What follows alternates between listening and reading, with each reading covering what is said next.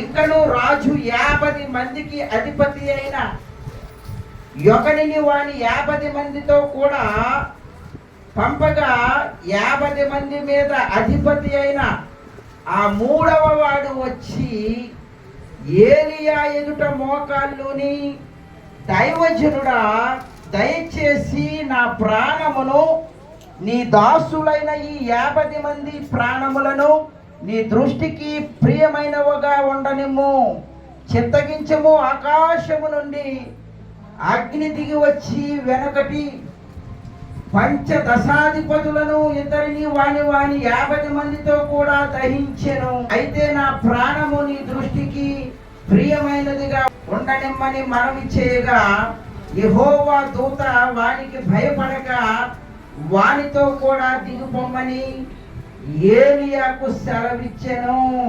గనుక అతడు లేచి వానితో కూడా రాజు వద్దకు వచ్చెను. దేవుడు తన పరిశుద్ధ వాక్యమును మన వినికిడిలో దీవించును గాక. గట్టిగా ఆమేన్ చెప్తామండి. ఆమేన్. ఏలియా అనే దైవజనుడి దగ్గర ఒక ఆయన బ్రతిమాలుకుంటున్నాడు, దయచేసి నీ దాసుడనైన నా ప్రాణమును నాతో వచ్చిన 50 మంది ప్రాణాలని కూడా ప్రియముగా ఉండనిమ్ము. అసలు ఏం జరిగిందంటే ఇక్కడ అహజ్యా అనే రాజున్నాడు. ఆయన మేడమే నుండి పడిపోయాడు. మేడమే నుండి పడిపోయిన తర్వాత ప్రవక్త దగ్గరికి వెళ్ళి, అయ్యా రాజుగారిని స్వస్థపరచమని దేవునిని వేడుకొనండి అని ప్రవక్తకైనా చెప్పాలి, లేదంటే దేవా నన్ను స్వస్థపరచని దేవుడికైనా చెప్పాలి. ఈ 2 పనులు మానేసి అబ్బాయి మీరు ఇలా రండి అని చెప్పి కొంతమందిని పోగు చేసి ఎక్రోను దేవత దగ్గరికి వెళ్ళి, నేను బాగుపడనా, స్వస్థత వస్తదా రాదా అని ఎక్రోను దేవత దగ్గరికి వెళ్ళి మీరు కనుక్కోనండి అని కొంతమంది మనుషులను పంపగా ఈ మనుషులు వెళ్తూ ఉండగా ఏలియా ఎదురైపోయాడు ఆ మనుషులకి. అబ్బాయి ఎక్కడికి వెళ్తున్నారు మీరు?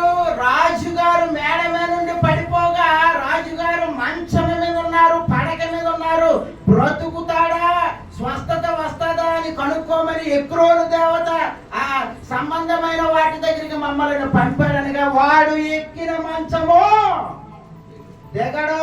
ఇశ్రాయేలీలలో దేవుడు అన్నవాడు ఉన్నాడని వాడికి తెలియదా అని ఏలియా ఈ వచ్చిన మనుషులతో వర్తమానము పంపగా ఈ రాజు ఏం చేశాడంటే, అబ్బాయి ఒక 50 మంది ఎలా రండి, అబ్బాయి నువ్వు ఒకడు వెళ్ళారా అని చెప్పి ఒక 50 మందిని ఒక అధికారిని పంపించి ఆ ఏలియాను తీసుకొని రండి అనగా వీళ్ళు ప్రయాణం చేసి వెళ్ళారు.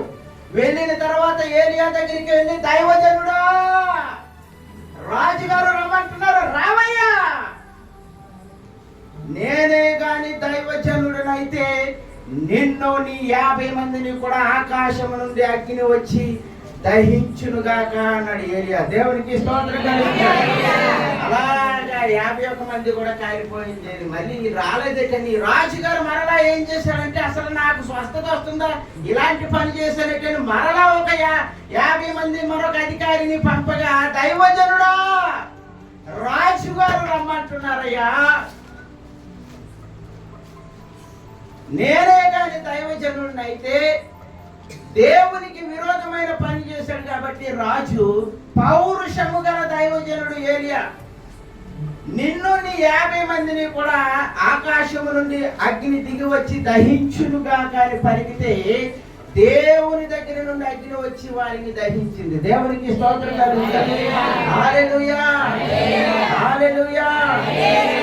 ఇప్పుడు మనం చదివిన మాటలో 3వ వాడు బయలుదేరి చాలా బాగా మాట్లాడుతున్నాడు. దైవజనుడా మా ప్రాణాలని 2 బ్యాచ్ కాలిపోయినట్టు అలా జరగకూడదయ్యా, మీ దాసులము మేము, రాజుగారు రమ్మంటున్నారయ్యా అని బతిమాలుకున్నాడు. దేవునికి స్తోత్రం, హల్లెలూయా. సరే దేవుడు ఏమన్నాడంటే, వెళ్ళు జరగవలసింది చెప్పాను కానీ ఏలియా వెళ్ళాడు రాజుగారి దగ్గరికి. నేనేమి చేయలేనయ్యా, నువ్వు చేసిన పనికి నీవు బ్రతకవు. దేవునికి స్తోత్రం. హల్లెలూయా. దైవజనుడు చెప్పినట్టు ఆ వ్యక్తి ఏమైపోయాడంటే రాజు మరణించడం జరిగింది. దేవునికి స్తోత్రం.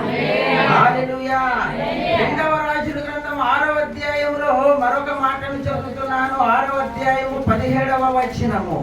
యెహోవా వీడు చూచునట్లు దయచేసి వీని కండ్లను తెరవమని ఎలీషా ప్రార్థన చేయగా యెహోవా పనివాని కళ్ళను తెరవజేశాను కనుక వాడు ఎలీషా చుట్టూను పర్వతమును అగ్ని గుర్రముల రథముల చేతను నిండి ఉండుట చూచెను.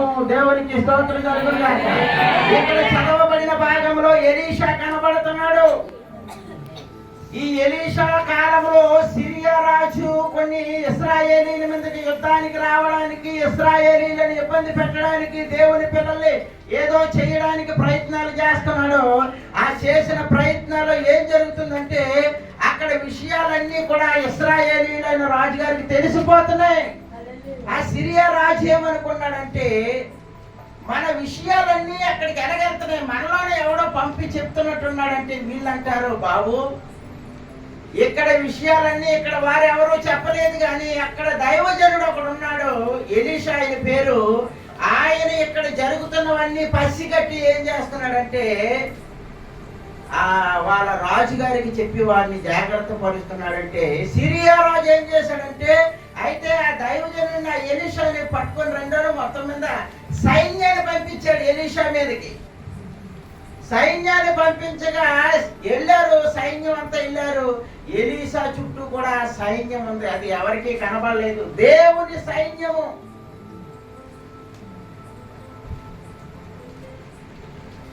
ఎలీషా దగ్గర ఉన్న పనివాడంటే అయ్యా బాబోయ్ రాబడతా ఉంటే అప్పుడు ఎలీషా ఏమన్నాడంటే ప్రభువా వీరి కన్నులు తెరువుము అన్నప్పుడు అక్కడ కొండ చుట్టూ కూడా దేవుని యొక్క అగ్ని రథాలు ఉన్నాయి. దేవునికి స్తోత్రం కలుగును గాక. హల్లెలూయా. హల్లెలూయా. దేవుడు నీకు తోడుగా ఉన్నాడు, నీ చుట్టూ కూడా దేవుని యొక్క దూతల కాపుదల ఉంది. న్యాయాధిపతుల గ్రంథము 4వ అధ్యాయము 4వ వచనం.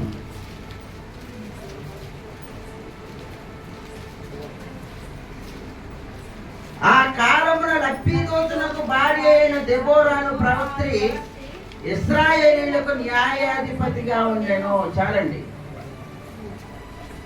ఇక్కడ దెబోరా అనే ఒక స్త్రీ ఉంది.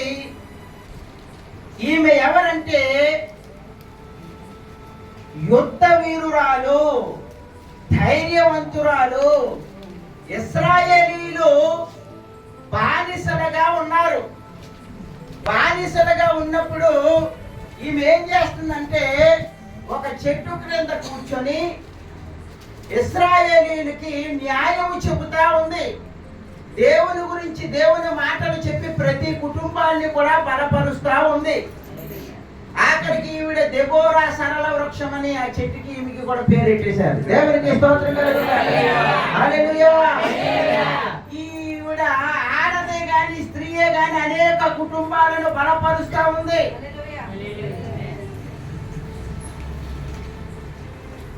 కనాను రాజైన యాబీను అనేవాడు ఇక్కడ కనబడతాడు అధ్యాయం చదివితే. ఈ యాబీను దగ్గర సిసెరా అనేవాడు 900 ఇనుప రథాలు పట్టుకొని ఇశ్రాయేలీయులు బెదిరిస్తూ బానిసలుగా చూస్తూ ఉండేవారు. కానీ దెబోరా ధైర్యవంతురాలు, ధైర్యం కలిగిన స్త్రీ. ఈమెం చేసిందంటే దేవుని పిల్లలకు ధైర్యము నింపింది.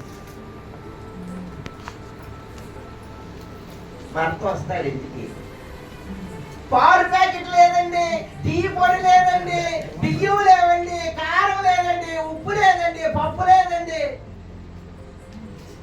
దేవుడు మనకిస్తాడు. గట్టిగా చెప్పకూడదు. నీవు ధైర్యము కలిగిన స్త్రీలా ఉండాలి. దేవుడు ఇస్తాడండి మనకి అని నీ భర్తను ధైర్యపరిచే స్త్రీగా, నీ కుటుంబాన్ని ధైర్యపరిచే స్త్రీగా నీవు ఉండాలి. బలహీనపరచబడగా వారముగా ఉండకూడదు మనం. ఈమె అనేక కుటుంబాలను బలపరుస్తుందా. బాబోయ్ నా కుటుంబం ఎవడ పడతాడండి, నా కుటుంబంలో ఎన్ని కష్టాలో చెప్పమంటారా. పాస్టర్ గారు వినడానికి పాస్టర్ గారే ఉంటారు. మరి నీ కుటుంబ భారమే నువ్వు భరించుకోకపోతే ఇతరుల కుటుంబాలు నువ్వే భరిస్తావు.